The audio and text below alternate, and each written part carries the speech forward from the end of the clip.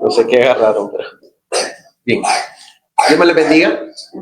Hemos estado hablando en esta serie de la resurrección acerca de ciertas cosas, acerca de lo que gira en torno a la resurrección. Y hoy vamos a hablar de Él ha resucitado, así se llama el mensaje de esta hora. Él ha resucitado. Y para esto vamos a estar leyendo lo que es Lucas 24, 6 al 7, que dice: no está aquí, sino que ha resucitado. Acordaos cómo os habló cuando estaba aún en Galilea, diciendo que el Hijo del Hombre debía ser entregado en manos de hombres pecadores y ser crucificado y al tercer día resucitar. Estas palabras son muy difíciles de entender para los discípulos en su momento. Quiero que usted se imagine que es un discípulo a quien le dicen, sabes que, bueno, no, imaginemos que es un familiar, ¿no? Y alguien nos dice, tu familiar tenía que haber muerto. ¿Cómo se hubiera sentido usted? Creo que uno se siente mal, ¿no? Uno se siente, ¿cómo que tenía que haber muerto? O sea, ¿cómo me dices eso? ¿Cómo se te ocurre decirme que tenía que haber pasado eso? Se siente feo. Ahora, los discípulos han vivido 3 años con Jesús. Técnicamente han comido, han dormido, han estado cerca de Jesús todos estos 3 años. Eran parte de una familia. Y ahora les dicen, ¿sabes que Jesús tenía que haber muerto? ¿Cómo se habrán sentido los discípulos? ¿Qué tipo de golpe habrán sentido ellos en su corazón? Y una de las ideas de por qué esto es difícil de entender es que los discípulos escribieron los evangelios años después de que esto pasó, ¿sí? Más o menos 20 años fue el primer evangelio escrito después de que ocurrieron los hechos. Esto quiere decir que cuando Marcos escribe su evangelio, que es el primer evangelio que se escribe, él lleva su tiempo, ha pasado un momento de meditación y ahora él está sintiendo que comprende cómo funcionan estas historias. Ahora Lucas entiende mejor estas palabras. Dice que Lucas ni siquiera estuvo en el evento, sino que Lucas es un doctor, un maestro, un investigador que toma a bien investigar porque necesita presentar el testimonio del cristianismo al mundo, ¿sí? Para que la gente crea. Y él empieza a investigar y encuentra estas palabras. Estas palabras fueron difíciles para los discípulos al momento de recibirlas. Lucas las ve normales 20 años después, porque él dice, claro, tenía que haber muerto, porque ahora él ha creído como un discípulo de Jesús en la muerte, la resurrección de Cristo, pero estar en el momento exacto cuando eso pasó no es fácil de comprender. El dolor no es igual.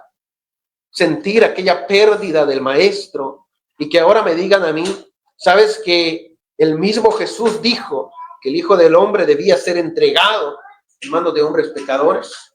Tenía que ser crucificado y que tenía que resucitar. Que alguien me diga, el mismo Jesús lo dijo. Yo siendo su discípulo inmediato, ahí Juan, el que tanto amaba, Pedro, el que tanto amaba, escuchando esas palabras, yo creo que me hubiera enojado, me hubiera molestado. ¿Cómo que tenía que morir? ¿Cómo se te ocurre a ti decir esas cosas? Era un buen hombre, sanaba enfermos, curaba leprosos, ¿no? Amaba a las personas. ¿Por qué tenía que morir? Pero esta es la palabra que nos dice el texto. Tenía que ser entregado. Tenía que ser crucificado. Ahora, ¿qué significan todas estas palabras para mí hoy en día?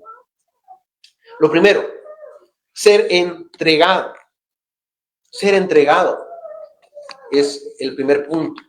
Ser entregado en manos de hombres pecadores. No de cualquiera. No de cualquiera. Ahora, Hechos 2:23 dice lo siguiente.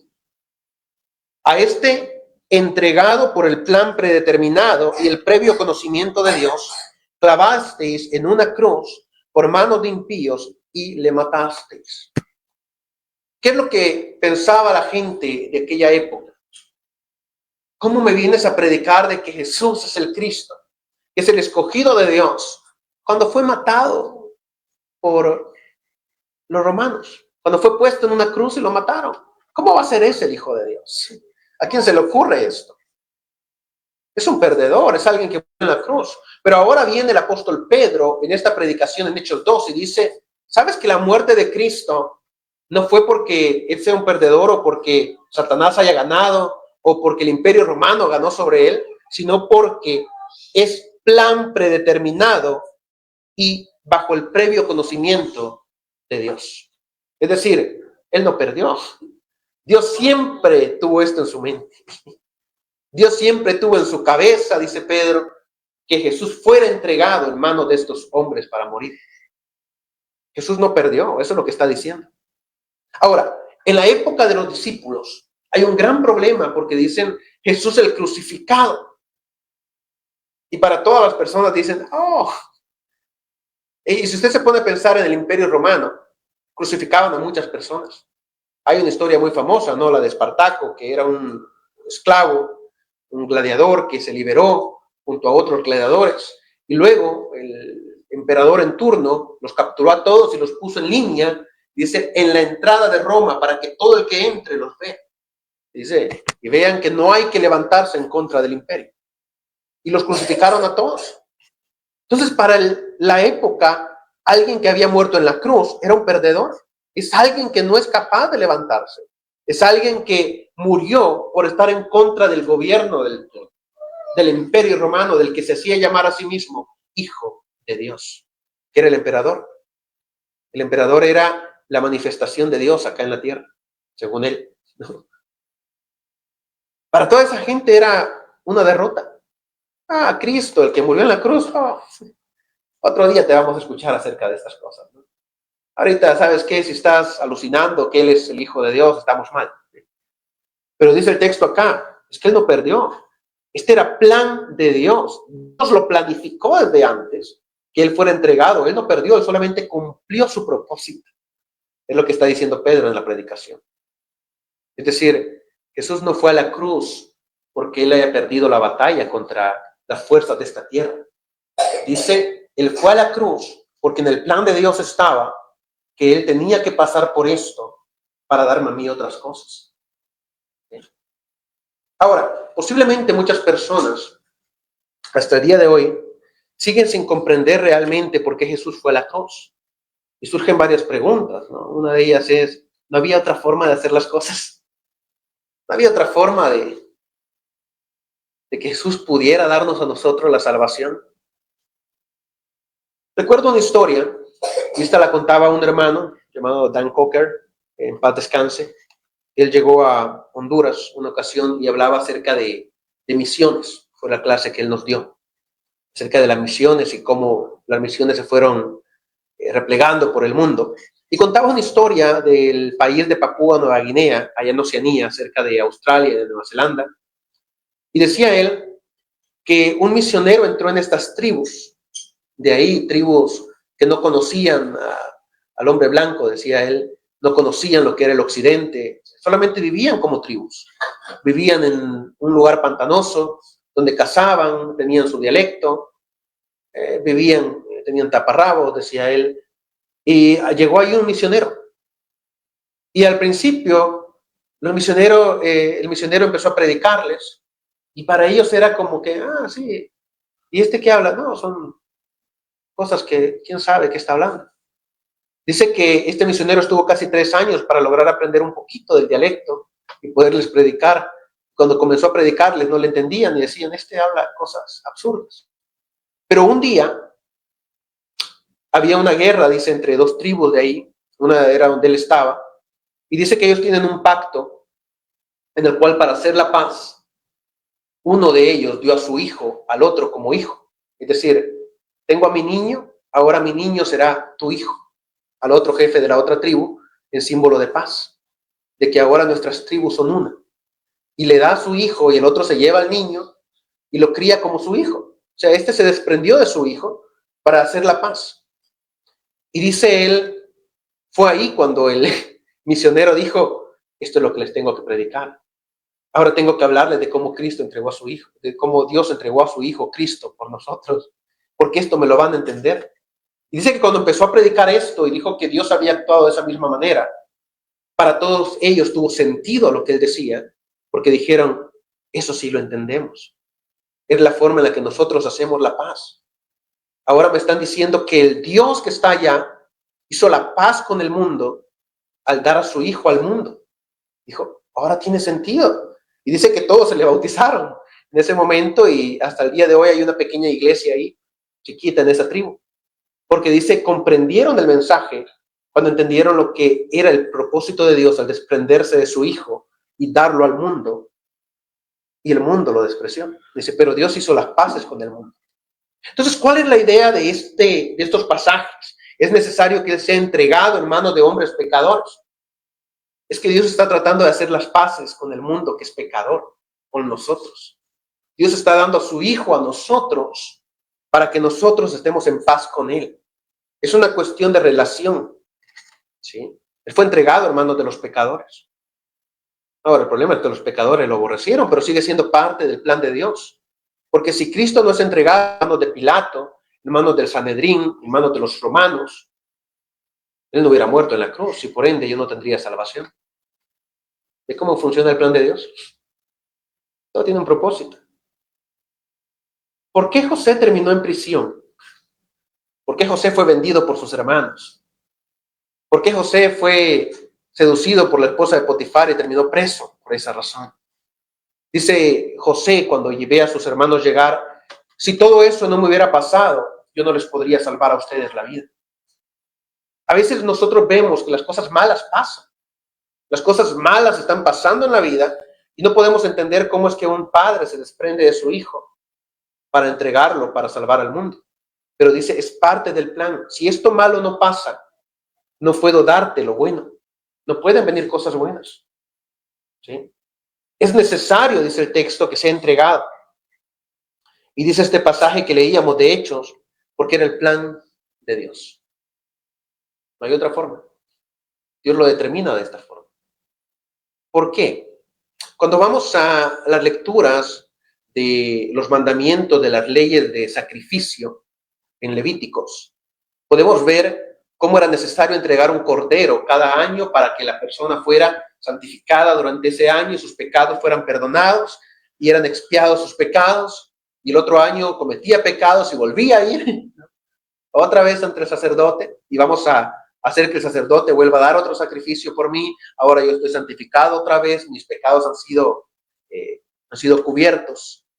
Ahora vuelvo a pecar y el otro año vuelvo. Y dice, es necesario que el cordero sea llevado al matadero, ¿sí? Para dar salvación al mundo. Pero una salvación que es dada por solo un sacrificio y ya no por tantos sacrificios.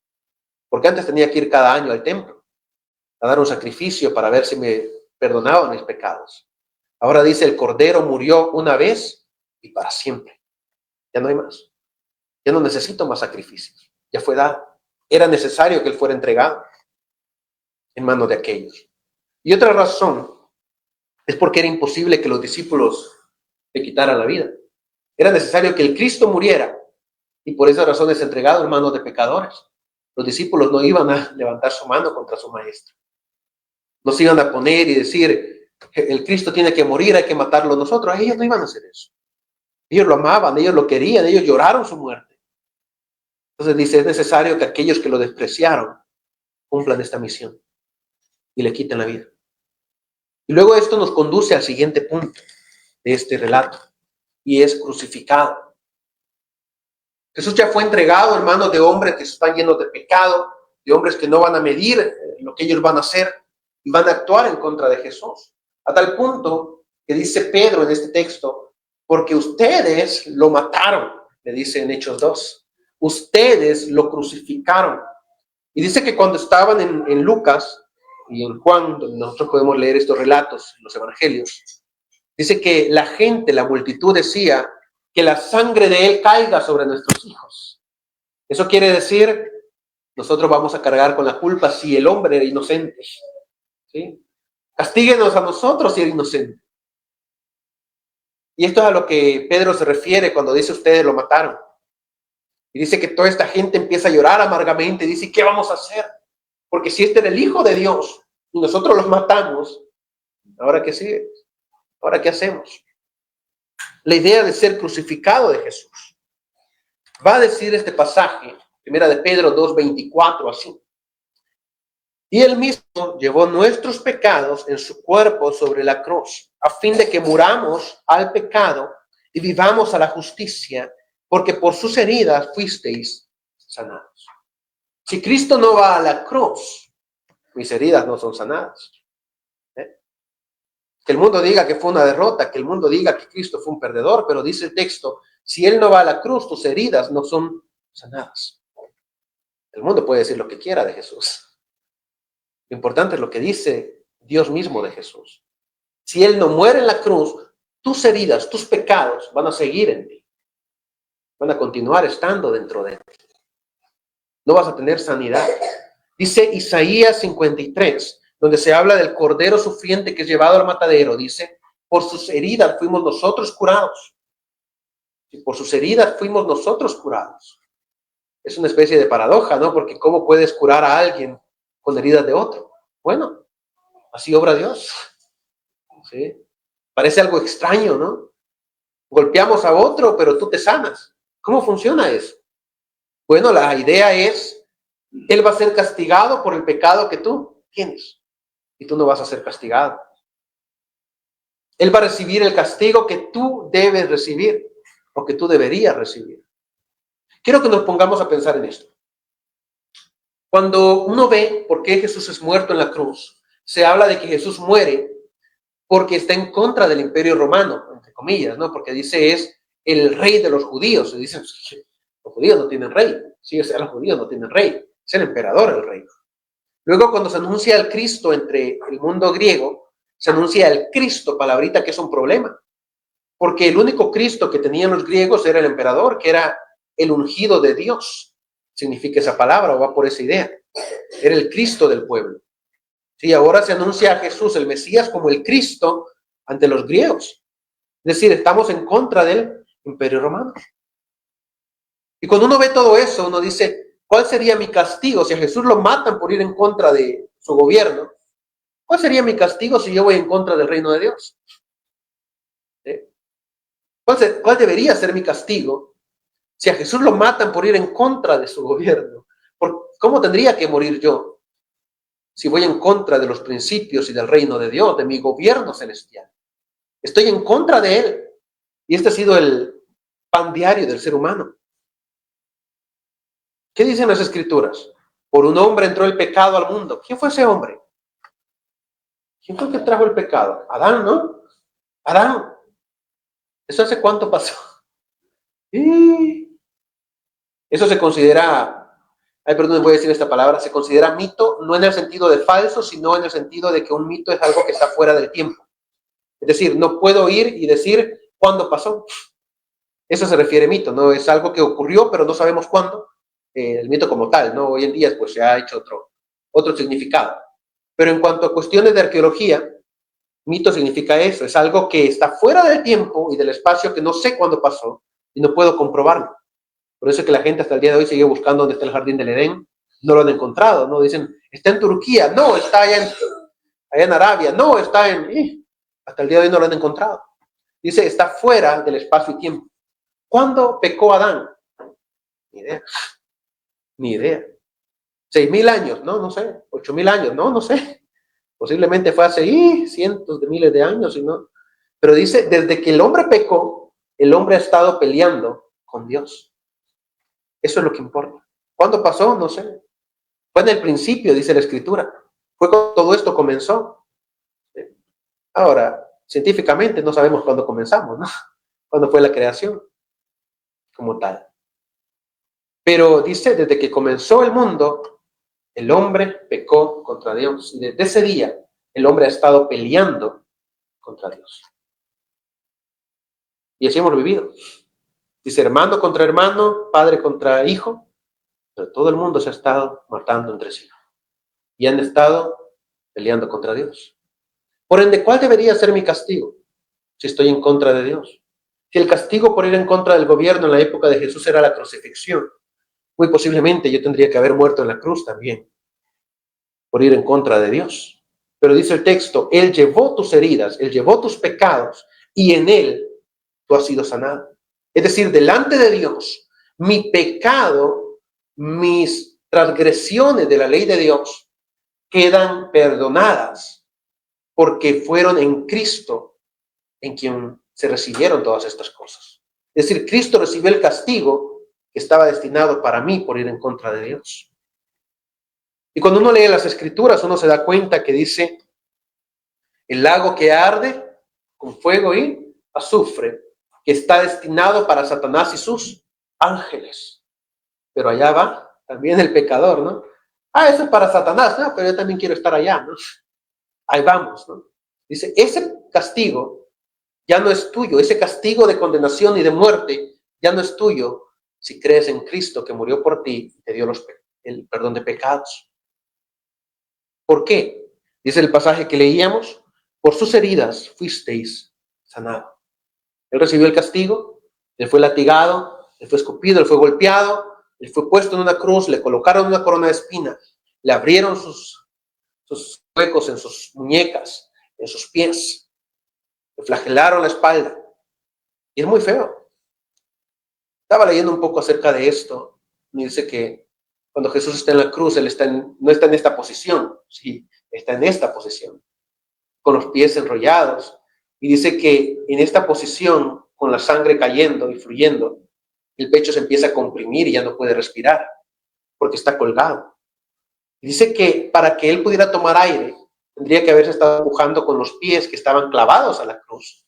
Y por ende le estaba moviendo sus rodillas poco a poco para subir, tomar aire y bajar, cuando tiene la espalda llena de latigazos, la espalda desgarrada. Es decir, en la madera de atrás, sus heridas estaban haciendo esto. Y él dice, y así murió Jesús. Porque él llevó el castigo que yo merecía si yo estaba en contra de Dios. Dice, para que tus heridas sean sanadas por medio de ellas. De las heridas de Dios, de las heridas de Jesús en la cruz, y su sangre vertida en ella, sana las heridas que tú tienes en tu espíritu. Y termina diciendo este pasaje que leíamos al inicio, y al tercer día resucitar, decía el pasaje. Resucitar. Jesús no murió en la cruz. ¿Sabe que hay mucha gente que sigue buscando a un Jesús muerto? A mí me gustan mucho las cruces, ¿no? Estos símbolos bien bonitos, de plata, de oro. A mí me gustan todos estos tipos de cosas. Se le llama arte sacra, ¿no? Me gusta mucho. Más que todo cuando las hacen bien bonitas, que hacen la cruz hasta con decoraciones de flores y no sé qué otras cosas para ponerlas en los escritorios. Me encantan las pinturas también de esto. Recuerdo que donde estudiaba, un hermano ecuatoriano había hecho una pintura de Jesús en la cruz. Y solamente se miraba el rostro, sangre, la cruz y un pequeño brazo así estirado. Era más o menos así, nomás este pedazo de aquí así, para allá. Y estaba ahí en el salón de estudio. Y me gustaba. Pero a la vez pienso en cómo muchas personas piensan más en ese Cristo en la cruz que en lo que pasó después. Nos quedamos en eso. Nos quedamos hasta ahí. Como les digo, me gustan las cruces, pero también he visto cruces donde viene el Jesús colgado, ¿no? Y dice, sí, pero es que como que el Cristo crucificado es más importante para ellos que el Cristo resucitado. Nos quedamos hasta ahí. Claro, la crucifixión es muy importante. Si Cristo no muere en la cruz, yo no puedo recibir la salvación. Pero pasó algo después de esa muerte. Pasó algo después de todo eso. Y fue lo que dice Lucas 24:7, el parte final. Al tercer día debía resucitar. Ese debía, dice, no hay otra forma. Así como debía ser entregado, así como debía morir en la cruz, también debía. No es si él quería, tenía que hacerlo para que tú tengas la victoria. Si él no resucita, tú no tienes la victoria. Por eso es que este símbolo de Jesús en la cruz y luego resucitado es tan importante. Va conectado todo. Desde el momento que Jesús es recibido por los romanos, por los soldados que lo fueron a traer donde Judas lo entrega en el Getsemaní, desde ese momento hasta su resurrección y su ascensión, es muy importante. Todo ese momento. No puedo desconectarlo. No puedo decir, sí, el Cristo que murió en la cruz, si no reconozco al Cristo que también resucitó de los muertos. No puedo decir el Cristo que resucitó de los muertos si no reconozco al que murió en la cruz. Todo está conectado. Cristo tiene que formar parte de mi vida en todo ese último aspecto del sacrificio. Fue entregado por alguien que lo amaba. Este es un símbolo que a veces no se toma en cuenta, que Judas era un discípulo amado por Jesús. Porque en la cultura judía, aquel que mete el pan al agua junto conmigo, que moja el pan conmigo, era el favorito en ese momento, ¿sí?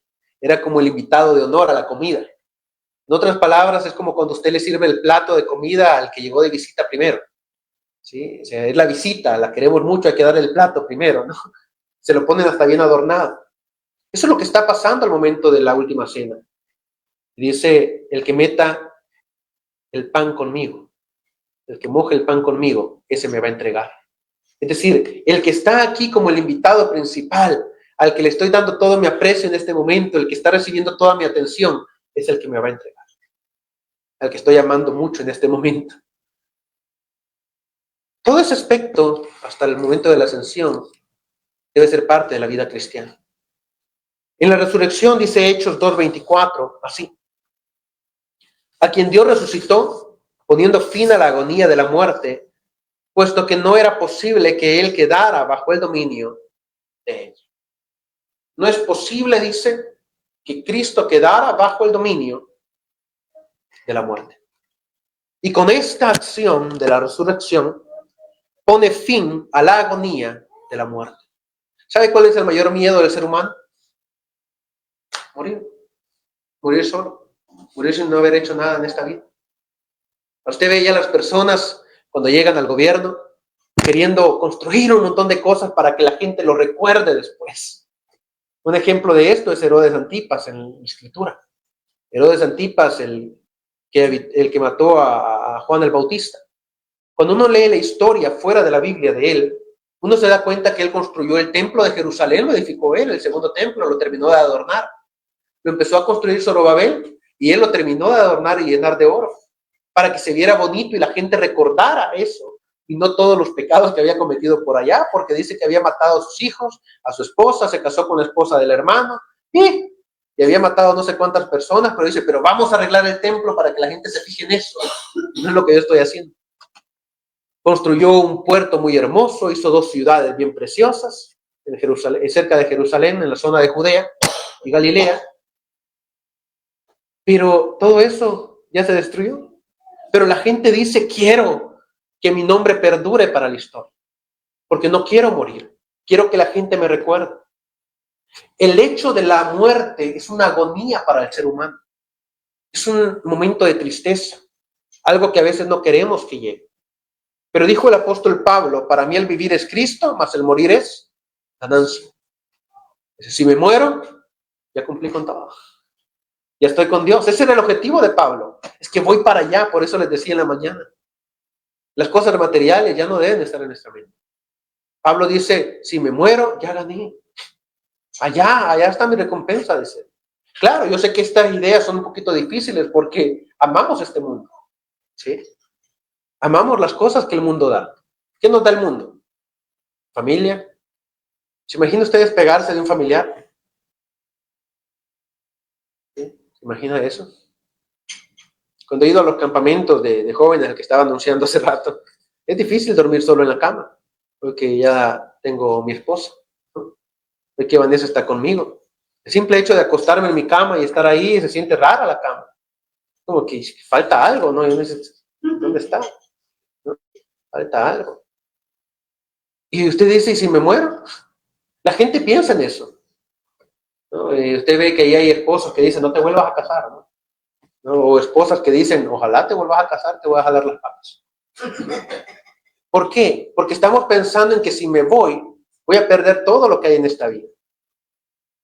Cuando lo que está diciendo el texto es Jesús rompió con la agonía de la muerte, porque en la muerte no lo pudo retener. Y esta es la promesa que yo recibo.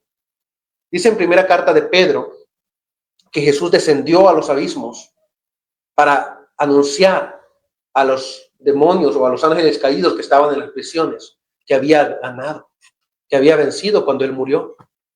Ahora, estas son ideas más espirituales, ¿no? Del texto, pero lo que nos está queriendo decir es, Jesús tuvo que ser humillado aquí en la tierra, llegar hasta lo peor en este mundo, ser crucificado y desgarrado hasta lo peor, para luego que su ascensión fuera visible para todo el mundo.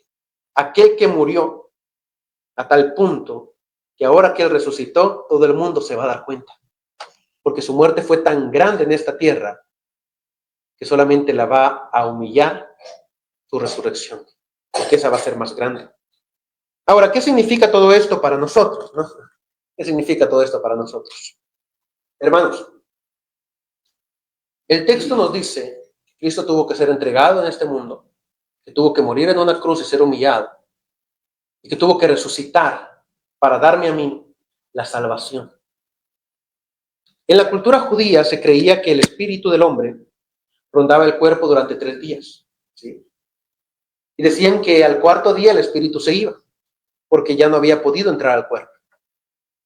Era casi imposible que alguien mirara levantarse a alguien en aquella época. Jesús al 3.er día se levantó, porque Dios ni siquiera lo dejó que se fuera su espíritu. Lo tuvo ahí. Y es casi imposible decir que Jesús no murió, cuando uno se da cuenta de que Él estaba más golpeado que los 2 ladrones que habían al lado de Él, que Él estaba más desgarrado de su cuerpo, que había vertido más sangre que los 2 ladrones que estaban a su lado. Dice que para que los ladrones se murieran, llegó el soldado a quebrarles las piernas. Y cuando llegó donde estaba Jesús, no se las quebró porque se dio cuenta que ya había muerto. Dice, Él estaba muerto y aún así resucitó. Esto para mí significa que yo tengo la victoria junto con Él porque Él venció la muerte. Él venció la muerte, Él ha resucitado. No busquemos más un Cristo crucificado, no busquemos más un Cristo en una cruz o una tumba vacía en un lugar. Cristo está allá arriba. Él resucitó, Él se levantó. Él me dio a mí la victoria de entre los muertos y por medio de Él yo tengo la esperanza de también tener esa victoria cuando yo resucite con Dios. O si Él me lleva antes de que yo muera. Lo que pase primero, ¿no? Que Él venga o que yo muera. Pero tenemos esa meta, algo espiritual más allá de este mundo. Dios me les bendiga.